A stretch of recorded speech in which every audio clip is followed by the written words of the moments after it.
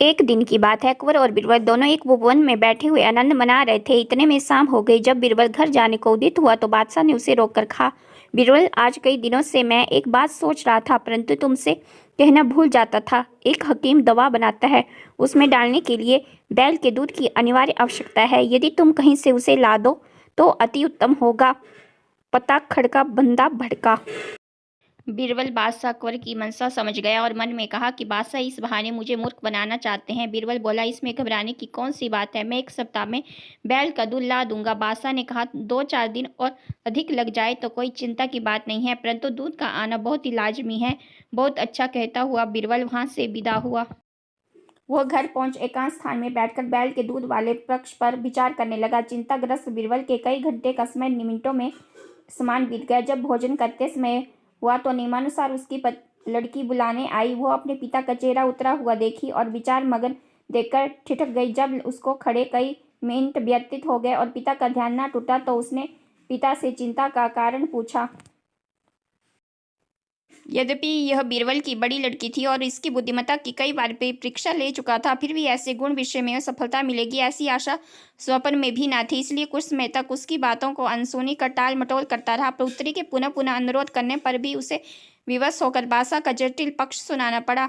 बोली, पिताजी, कौन से ऐसी कठिन बात है जिसके लिए आप ऐसी चिंता कुल रहे हो? चलिए, भोजन का समय बीता जा रहा है, उसका उत्तर 1 हफ्ते के भीतर ही बादशाह को पहुंचा दूंगी। लड़की के ऐसे उत्तर से बीरबल की चिंता घटी और भोजन करने के लिए गया। इस प्रकार जब 2 दिन व्यतीत हो गए तो बीरबल की लड़की ने एक नई तरकीब निकाली। वो ढूंढ कर बहुत ही पुराने वस्त्रों को घर से बाहर निकाल लाई और उनका एक गटर तैयार किया। जब आधी रात का समय हुआ तो उस गटर को सिर पर लादकर नदी के तट पर जा पहुंची और बादशाह का महल ठीक नदी पर ही बना हुआ था। महल में जब कपड़ा धोने की आवाज बादशाह के कान में पड़ी तो उसकी निंद्रा भंग हो गई और पहले वाले मंत्री को बुलाकर बोला, देखो, इतनी रात्रि में कौन धोबी कपड़ा छांट रहा है, उसे तुरंत पकड़कर मेरे पास लाओ। पहले वाला मंत्री हुक्म आते ही कई अन्य सिपाहियों के साथ वहां पर जा पहुंचा जहां से कपड़े धोने की आवाज आ रही थी। वे सब बड़े हैरान और परेशान हुए क्योंकि एक सिर से पैर तक अति सुंदर युवती कपड़े पिछड़ रही थी। सिपाही ने उसे कई बार पुकार कर बादशाह का हुक्म सुनाया, परंतु उनकी बातें अनसुन कर बराबर अपने काम में व्यस्त रही। आखिर एक सिपाही उसके बिल्कुल समीप पहुंचकर बोला, अरे तू कौन है जो इतनी दुष्टता कर रही है और पुकारने पर भी नहीं सुनती? चल, तुझे बादशाह ने बुलाया है। लड़की बादशाह के पास पहुंचना ही चाहती थी, परंतु फिर भी अपना भी राय छुपा कर बोली, आप लोग मुझे क्यों दुख देने पर उतर आए हो? मैं तो अपनी सिपाहियों ने कहा, खबरदार, तुम्हारी भलाई इसी में है कि हम लोगों के साथ बादशाह के पास चलो। लड़की कपड़ों को वहां छोड़कर उनके पीछे बादशाह के महल तक पहुंची।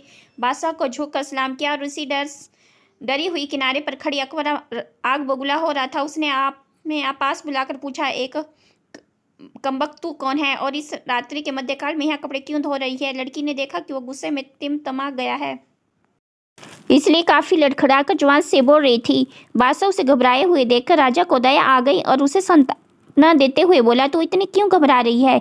यदि साफ साफ बता देती तो हम तुझे माफ कर देते, अन्यथा बहुत कष्ट उठाई। लड़की ने पृथ्वीनाथ, मुझे इस समय नितांत आवश्यकता पड़ी है, जिस कारण विवश होकर कपड़े धोने आई हूँ। बादशाह ने कहा, भागी, ऐसी कौन सी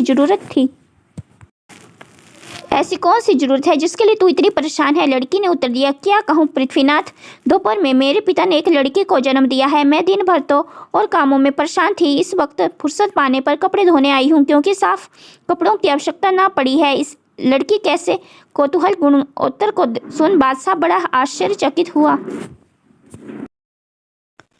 ए नादान छोकरी, क्या बकती है? क्या तेरा दिमाग खत्म तो नहीं हो गया? पुरुष को भी लड़का पैदा होता है। अवसर पाकर लड़की विनम्रता पूर्वक बोली, पृथ्वीनाथ, का पैदा नहीं हो सकता तो बैल का दूध कैसे हो सकता है? बादशाह को अकबर को अपनी कही हुई बात की स्मरण हो गया और आश्चर्यचकित होकर लड़की से पूछा, तू बीरबल की बेटी तो नहीं कहीं? वो लड़की बोली, हाँ पृथ्वीनाथ, आपका अनुभव बिल्कुल ठीक है।